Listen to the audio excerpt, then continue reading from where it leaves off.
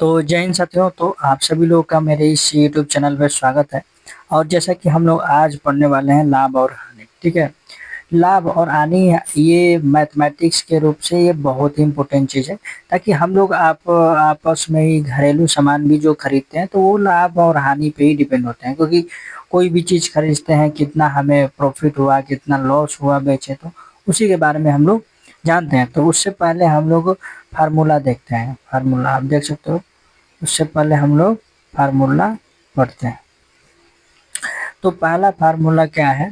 तो लाभ बराबर क्या होता है? ठीक है, क्या होता है? लाभ बराबर क्या होता है? विक्रय मूल्य। क्या होता है? विक्रय मूल्य। विक्रय मूल्य माइनस क्रय मूल्य। क्या होता है? विक्रय मूल्य माइनस क्रय मूल्य।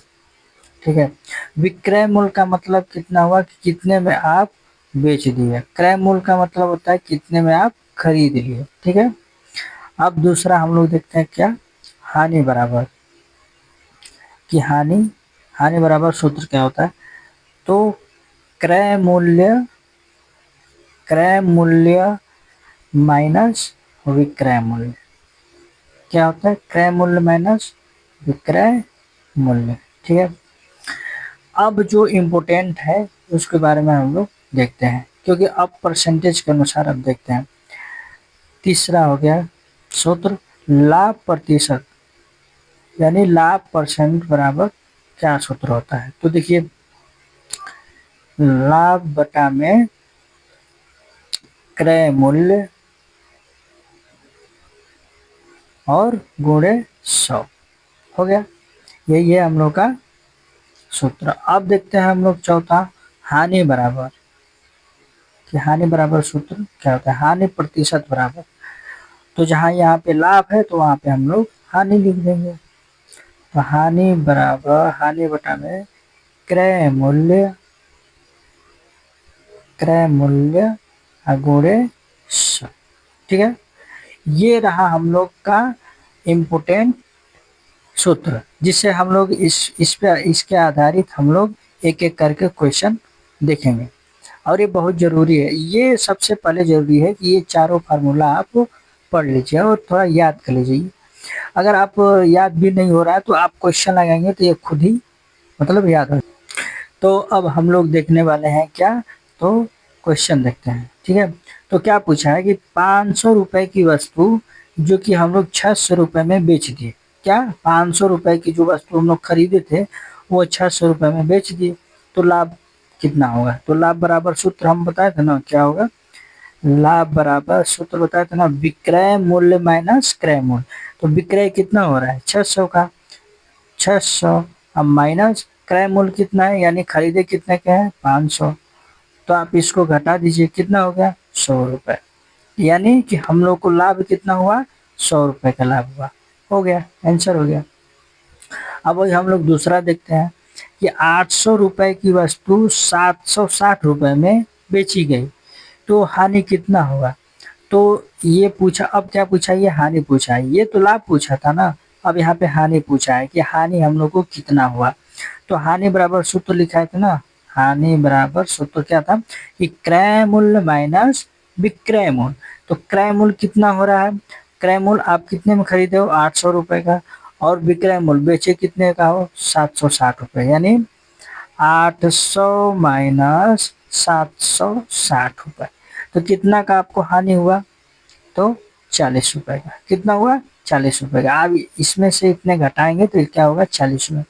तो आपको 40 रुपए का घाटा हो गया। ये हो गया हम लोग का आंसर। क्योंकि अब 800 रुपए की कोई वस्तु आप खरीदे हो ना, तो 760 रुपए के आपको मतलब आप बेच रहे हो, उसका दाम उतना लगा तो आप घटा दो। तो घटा देंगे तो कितना का आपको लॉस होगा, यानी हानि कितना होगा? 40 रुपए का। और अब हम लोग देखने वाले हैं तीसरा, और ये जरूरी है क्योंकि इसमें पूछा है लाभ प्रतिशत। क्या है? लाभ प्रतिशत। वो तो सिंपल था, लाभ निकालना था और हानि। अब इसमें पूछा है लाभ प्रतिशत। तो देखिए क्वेश्चन पढ़ते हैं। 1000 रुपए की वस्तु 1200 रुपए में बेची गई। कितने की? 1000 रुपए की वस्तु 1200 रुपए में बेची गई, तो लाभ प्रतिशत कितना होगा? तो लाभ प्रतिशत बराबर सूत्र बताया था ना, लाभ प्रतिशत बराबर सूत्र क्या था कि लाभ बटा में क्रय मूल्य गुणे 100। ठीक है, तो लाभ कितना हुआ आप देख लीजिए, 1000 रुपए की वस्तु आप खरीदे हो और 1200 रुपए में बेच दिए, तो कितना का हुआ प्रॉफिट आपको, यानी लाभ कितना हुआ 200 रुपए का। तो लाभ बराबर 200, अगर आपको नहीं निकालने आ रहा है तो ठीक है, देखिए 1200 रुपए है ना, उसमें से 1000 आप माइनस करेंगे तो कितना हुआ 200 रुपए का, 200 रुपए आपको लाभ हुआ ना, तो लाभ हो गया। तो यहाँ पर लिख दीजिए लाभ के यहाँ 200 बटा में क्रय मूल्य, क्रय मूल्य का मतलब कितने में आप खरीदे हो, यानी 1000, 1000 रुपए में आप खरीदे हो ना, तो आप लिखते हो यहाँ पे 1000, फिर उसके बाद क्या है गुणे 100।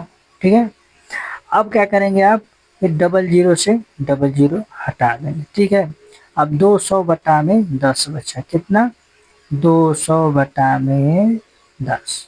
अब आप इसको कटाइए, 1 जीरो से 1 जीरो, तो कितना होगा 20, कितना हुआ 20, इतने का आपको मतलब इतना आपको लाभ हुआ।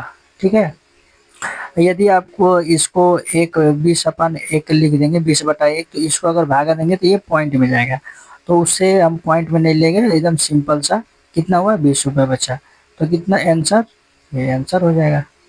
तो आई होप आप लोग को ये समझ में आया होगा, तो आप लोग चैनल को सब्सक्राइब जरूर कीजिएगा, और हाँ कमेंट में लिख दीजिएगा कि आप लोग को समझ में आया। और इसके बाद अभी बहुत सारे अभी बचा हुआ है इसके क्वेश्चन, आगे अगले वीडियो में हम लोग जरूर लेकर आते हैं। तो मिलते हैं नेक्स्ट वीडियो में, थैंक यू।